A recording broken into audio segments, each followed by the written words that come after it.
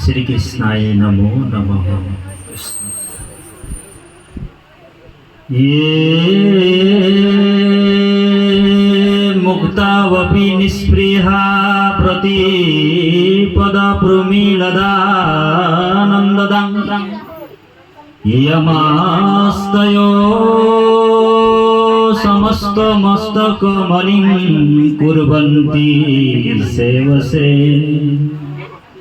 तानो भक्तानपि तांच भक्तिमभिं तं भक्तं प्रियं श्री हरिं वन्दे सन्तमर्थयेनो दिवसं नित्यं शरणं भजे हरि राम राम राम हरि राम राम राम राम राम।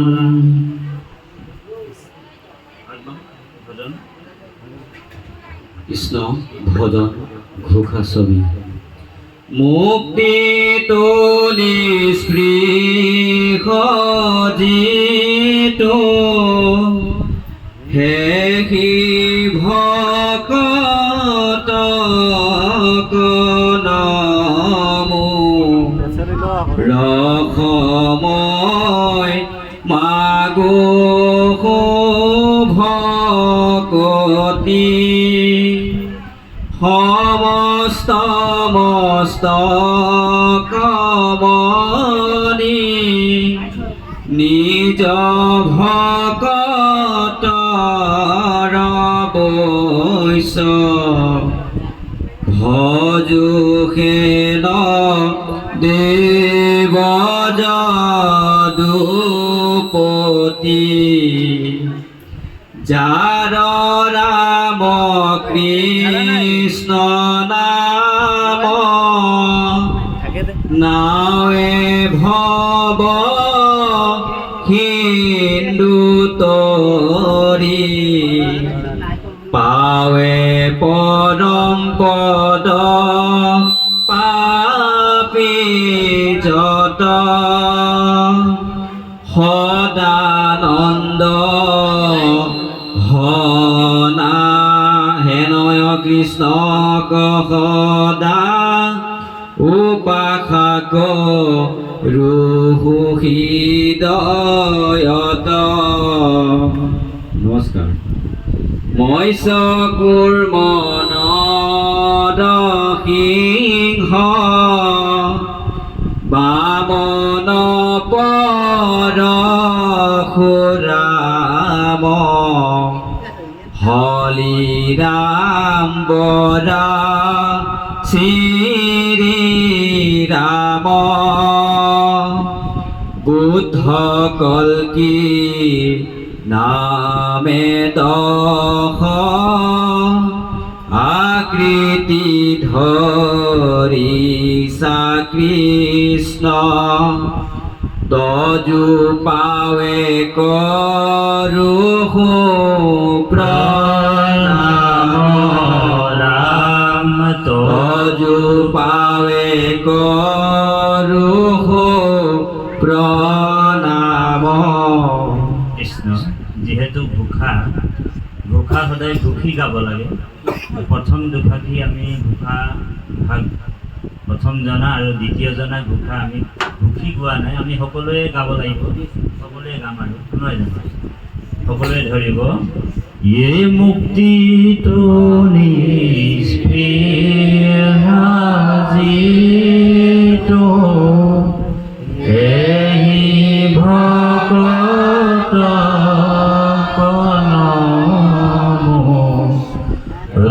ৰসময় মাগো ভকতি সমস্ত মস্তকমণি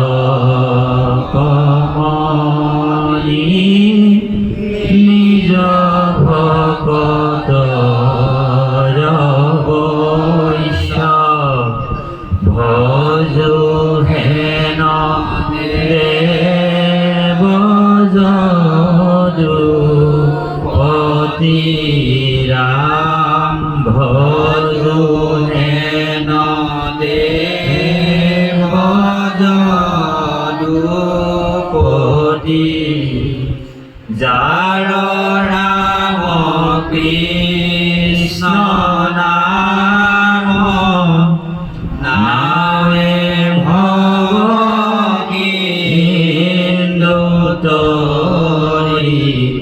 পাৱে পৰম পদ পাপী যত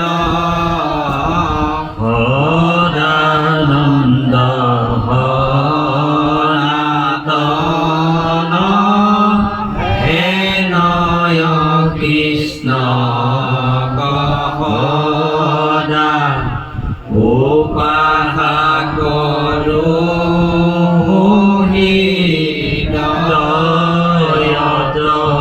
ৰাম উপাসা কৰো হৃদয়ত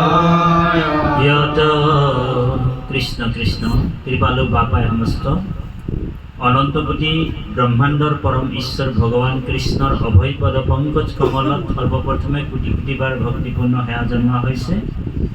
যিটো মহামতী গুৰুজনা হৰিভক্তি পন্থ উপদেশ দিয়া দুখময় সংসাৰ পাৰ কৰে, তেনেহেন শ্ৰীগুৰুৰ শ্ৰীচৰণত লক্ষ কোটি হাজাৰ কোটিবাৰ ভক্তিপূৰ্ণ সেৱা জনোৱা হৈছে। আজি আমাৰ পৰম শ্ৰদ্ধাৰ ভীমা মুণ্ডা বাপৰ গৃহত তেৰাৰ বাপজন বিয়োগৰ আজি একাদশ দিব আৰু এই আত্মা পুণ্য আত্মাৰ সদ্গতিৰ অৰ্থে আমাৰ দূৰ দূৰণিৰ পৰা ভকত বৈষ্ণৱ সমাবিত হৈছে। আৰু আজি পৰমমংগল ৰামকৃষ্ণ নামৰ অন্তত মহাপুৰুষ মাধৱদেৱৰ সাক্ষাৎ মূৰ্তিস্বৰূপ ঘোষা শাস্ত্ৰভাগ, এই শাস্ত্ৰভাগ পাঠ আৰু ব্যাখ্যা পৰ্যালোচনাৰ কাৰণে আমি অধমক আপোনাক মহামহন্ত নিমন্ত্ৰণ জনাই আনিছে। আৰু আমাৰ পৰম শ্ৰদ্ধাৰ আমাৰ তিনিগুণীয়া আমাৰ যুৱক পাঠক এজন আছে, পৰাগ বাপজনক সেৱা জনালোঁ কৃষ্ণ। আৰু দূৰ দূৰণিৰ পৰা ভকত বৈষ্ণৱ সন্ত মহন্ত আহি উপবিষ্ট হৈছে। আমি ভকত বৈষ্ণৱৰ শ্ৰীচৰণত ভক্তিভাৱেৰে সেৱা জনাইছোঁ কৃষ্ণ। আমাৰ পৰম পূজিত বান্ধৱ আমাৰ অৰুণ বাপু আহিছে আমাৰ লগত সহযোগী হয়। আৰু ভক্তি মাতৃ আইসকলো বহুত দূৰ দূৰণিৰ পৰাও আহিছে। ভগৱন্তৰ কৃপা আজি আমি একেলগে আহি ভগৱন্তৰ গুণানুকীৰ্তন কৰিবলৈ সুবিধা পাইছোঁ। আৰু সেইজন পুণ্য আত্মাক আমি বৈকুণ্ঠ ধামত তেখেতক যাতে ভগৱন্তই কৃপা কৰি স্থান দিয়ে, এই অৰ্থে সকলোৱে আজি এই ৰাত্ৰিকাল ভগৱন্তৰ গুণানুকীৰ্তনৰ যোগেদি সেই আত্মাটোৰ সদ্গতি হওক। সকলোৱে আজি ভক্তিভাৱেৰে ভগৱন্তক সেৱা জনাইছে, প্ৰাৰ্থনা জনাইছে, স্তুতি জনাইছে, যাতে সেই পুণ্যাত্মাটো সদায় ভগৱন্তৰ লগতে যাতে বিলীন হৈ থাকে, এই চেষ্টাটো আমাৰ আছে আৰু সকলোৰে থাকিব। অহাকালি দ্বাদশ দিনতো আপোনাক সম্পূৰ্ণ সহযোগ কৰি এই জীৱাত্মাটোক যাতে পৰম ধামলৈ, যেতিয়া প্ৰশ্ন কৰিছিলে উদ্ধৱ মহন্তই, তেতিয়া ভগৱান কৃষ্ণই কৈছিলে এই উদ্ধৱ যে সম্পূৰ্ণৰূপে মই কলিযুগত এই পৃথিৱীতে থাকিম। তেতিয়া উদ্ধৱে সুধিছিল তদৌ বিয়োগানে তে ভক্তা কথম স্থাসন তে ভূতলে, তোমাৰ বিয়োগত তোমাৰ ভকতে তোমাক ক'ত দৰ্শন পাব? তেতিয়া ভগৱান কৃষ্ণই কৈছিল এই উদ্ধৱ, মই তিৰুধায়ে প্ৰবিষ্টয়ম শ্ৰীমৎ ভাগৱতাৰ নাভম তেমনয় বাগ্ময় মূৰ্তি প্ৰত্যক্ষ বৰ্ততে হৰে সেৱনাত সৰ্বনাথ পাঠো দৰ্শনে পাপ নাশিনে। মই সম্পূৰ্ণৰূপে ভাগৱতত প্ৰতিষ্ঠা হৈ থাকিম। আৰু ভাগৱতক কোনোবা যদি দৰ্শন কৰিব, কোনোবা যদি শ্ৰৱণ কৰিব, কোনোবা যদি কীৰ্তন কৰিব, আৰু কোনোবা যদি ভাগৱতৰ অভিনন্দা কৰিব, সাক্ষাৎ মোক সদায় তেওঁ লগ পাই থাকিব। ভগৱান কৃষ্ণই উদ্ধৱক কৈছিল দে বাপাই সকল। সেইমতে মহাপুৰুষ জগতগুৰু শ্ৰীমন্ত শংকৰদেৱক মহাপুৰুষ মাধৱদেৱে কৈছিল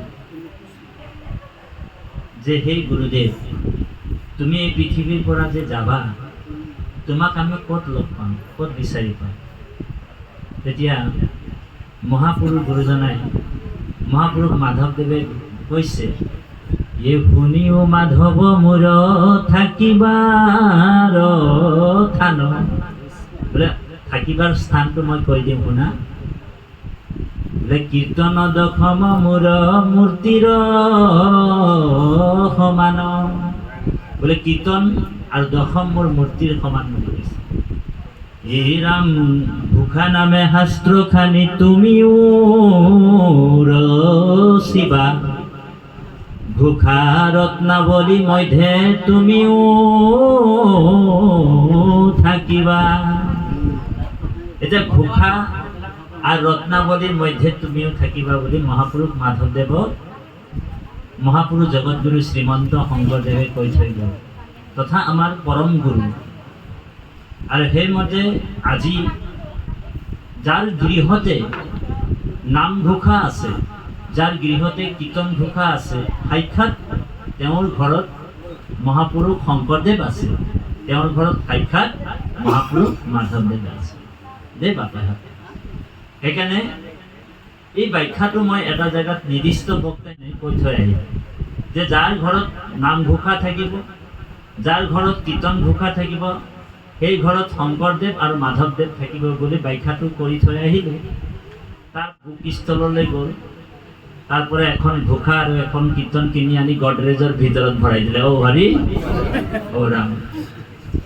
তো মই ভাবিছোঁ কি ৰকম মানুহ দেই, যে নাম ঘোষা থাকিব যাৰ ঘৰত, কীৰ্তন ঘোষা যাৰ ঘৰত থাকিব, তেওঁলোকৰ ঘৰতে শংকৰদেৱ আৰু মাধৱদেৱ থাকিব। মই তাত নিৰ্দিষ্ট বক্ত ভালকৈ ক'লোঁ, কিন্তু তেওঁলোকৰ মানসিকতাটো চব কি কৰিলে, নামঘোষা এখন বুক ষ্টললৈ গ'ল আৰু কিনি আনিলে।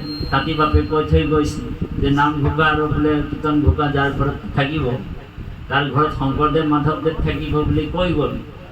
আমি এটা কাম কৰোঁ, বোলে নামঘোষা এভাগি আৰু কীৰ্তন ঘোষা এভাগি কিনি আনিবলৈ গডৰেজৰ ভিতৰত ভৰাই থ'লে বোলে সেই ঘৰতে মহাপুৰুষ শংকৰদেৱ আৰু মাধৱদেৱ থাকিব। এই ভাৱনাটো, এই চিন্তাটো, এই মানসিকতাটো আমাৰ যদি আছে, তেনেহ'লে আমি দূৰতে বিদ্ৰোহ কৰিব লাগিব। আচল দৰ্শনটো এইটো নহয়। আচল দৰ্শনটো হৈছে, আজি এই নামঘোষা আছে, কীৰ্তন ঘোষা আছে, আপোনালোকৰ প্ৰত্যেকৰে ঘৰত আছে, কিন্তু আমি তেওঁক চৈতন্য কৰিব লাগিব, মনন কৰিব লাগিব, চিন্তন কৰিব লাগে, শ্ৰৱণ কৰিব লাগিব, কীৰ্তন কৰিব লাগিব, নহয় জানো বাৰু? আমি যদি কোনোদিন বোলে নামঘোষা মেলিয়ে নাচাওঁ, আমাৰ অৰুণ বাপক কৈছোঁ, বেয়া নাপাব, বোলে নামঘোষা আছে, বোলে আমাৰ আছে না, বোলে এখন নহয় বোলে 3খন আছে, বোলে কি কৰা হে অৰুণ বাপে কৈছে আছে, আৰু বোলে গামোচাৰে ঢাকি থৈ দিছে বোলে আইগৰাকী, বোলে মাকৰা জাল লাগি গেছে আৰু অ' হৰি। এনেকুৱা হ'লে আমাৰ মানসিকতা নহ'ব। আমি সদায় এইটো চিন্তন কৰিব লাগিব, শ্ৰৱণ কৰিব লাগিব, কীৰ্তন কৰিব লাগিব। এটা মহৎ গ্ৰন্থ এখন সাধুৰ সংগৰ কাম কৰে দেই, বৰ গুৰুত্বপূৰ্ণ কথা। এখন মহৎ গ্ৰন্থই সাধুৰ সংগৰ কাম কৰে। এতিয়া আমি সাধুৰ সংগ যে অকল আজি যে আমি ইয়াত লৈছোঁ, এইটোৱে অকল সাধুৰ সংগ নহয়। সাধুৰ সংগ এখন মহৎ গ্ৰন্থইও দিব পাৰে।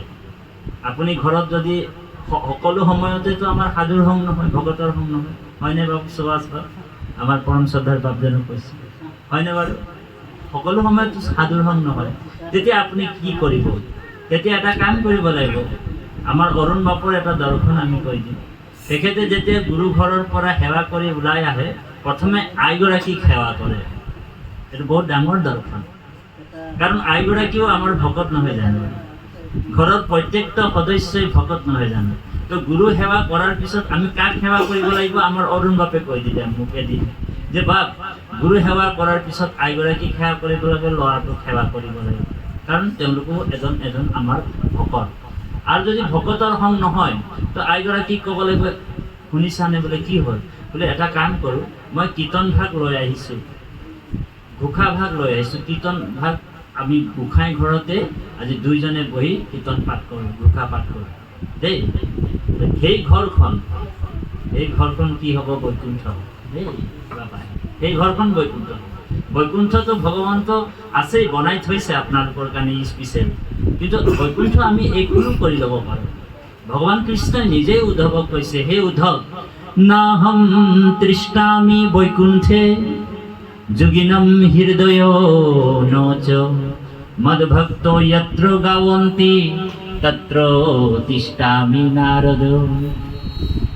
বৈকুণ্ঠত মই নাথাকোঁৰৈ, যোগীৰ হিয়া এৰি সমুদায়, থাকোঁ মই ভক্তৰ কীৰ্তনক চাই। কৈছেনে? একান্ত ভগত হবে নিৰ্গুণ কৃষ্ণৰ গুণ, গাৱে সদা বহিয়া যথাৰ্থ। বৈকুণ্ঠক পৰিহৰি যোগীৰ হিয়া এৰি, থাকা হৰি সাক্ষাতে। গতিকে সেইজন ভগৱন্তক আমি, আপুনি মই সকলোৱে ক'ত দৰ্শন পাইছোঁ? ভগৱন্তৰ স্বৰূপটো আমি দৰ্শন পাব লাগিব। সেইকাৰণে ভাগৱতৰ এটা স্থানত কৈছে, যাহাৰ গৃহত নাহি উপাগত, হৰিৰ একান্ত ভকত, হিতু গৃহ ছয়, সৰ্পৰ আলয়, মহন্তৰ জানামত। যাহাৰ গৃহত নাহি উপাগত, হৰিৰ একান্ত ভকত, সিটো গৃহচয়, সৰ্পৰ আলয়, মহন্তৰ ইটো মত। যাৰ ঘৰত বোলে হৰিৰ নাম নহয়, ভগৱন্তৰ প্ৰাৰ্থনা নহয়, স্তুতি নহয়, সেই ঘৰটো বোলে ঘৰ নহয়, বোলে কি হয়? বোলে সেইটো সাপৰ গাত বুলি কৈছে, হয়নে বাৰু? যাৰ ঘৰত ঈশ্বৰৰ নাম হয়, ভগৱন্তৰ প্ৰাৰ্থনা হয়, স্তুতি হয় সদায়, সেই ঘৰটো ঘৰ নহয়, বোলে কি হয়? বোলে সেইটো সত্ৰ হয়। এতিয়া বহুতে ভাবে যে সত্ৰ বোলে কোনোবা মাজুলীত আছে, সত্ৰ বোলে বৰপেটা সত্ৰ, সত্ৰ বোলে বহুত জেগাত সত্ৰ আছে, অসমতো ৬০০ সত্ৰও আছে। সেইবিলাকেই অকল সত্ৰ নহয়, আমাৰ গৃহখনকো আমি সত্ৰ বনাব পাৰোঁ। আৰু আমি যে ভকত বহি আছোঁ য'ত, সেইটো এটা সত্ৰ। দৈত্যে মোৰ ভকত থাকে, সেইটোৱে সত্ৰ বুলি কোৱা হৈছে ভাগৱত। দেই বাপাই, গতিকে আমি পাঠৰ মাজত সোমাই যাম। পাঠৰ যি এই শ্লোকটো বিষ্ণুপুৰী সন্যাসীৰ কান্তিমালা টীকাৰ পৰা লোৱা মহাপুৰুষ মাধৱদেৱে অনুবাদ কৰিছে। ইয়ে মুক্তাবপি নিস্পৃহা প্ৰতিপদ প্ৰমি লদানন্দদাং, জামাস্তয় সমস্ত মস্তক মণিং কুৰ্বন্তি চেবসে। এই শ্লোকটো ইমান সুন্দৰ ভাঙনি মহাপুৰুষ মাধৱদেৱে ঘোষাত কৰিছে। আৰু এই ঘোষা ফাঁকি যদি আমি ব্যাখ্যা কৰিবলৈ যাওঁ, অকল এই ঘোষা ফাঁকিতেই গোটেই অনুষ্ঠানটো শেষ হৈ যাব। হৰি ৰাম, বুজি পাইছেনে কথা? তথাপিও আমি অকণমান আগবাঢ়িম বাৰু। কিন্তু এই ঘোষা ফাঁকিত এনেকুৱা তাত্ত্বিক দৰ্শন সোমাই আছে। ইয়াত ভজন, মানে ভজন তত্ত্বটো আগত আনিছে। ভজন এতিয়া আমাৰ প্ৰথম কি হয় বাৰু বাপাইসকল? শৰণ হয়। কিন্তু ইয়াত ভজনৰ কথাটোহে প্ৰথম লিখিছে, ভজনটোক আগবঢ়াইছে। তাৰমানে ভজন তত্ত্বটো ভজ ধাতুৰ পৰা অহা বস্তু। আৰু ভজিলেহে যে ভগৱন্তক ভক্তিটো লাভ হয়, এই তত্ত্বটোকে মহাপুৰুষ মাধৱদেৱে ঘোষাত ৰূপায়ণ কৰিছে। সেইকাৰণে একেবাৰে শেষৰ ঘোষা ফাঁকিত মহাপুৰুষ মাধৱদেৱে লিখিছে, এই ভাৱক ভাই ভজ ভগৱন্ত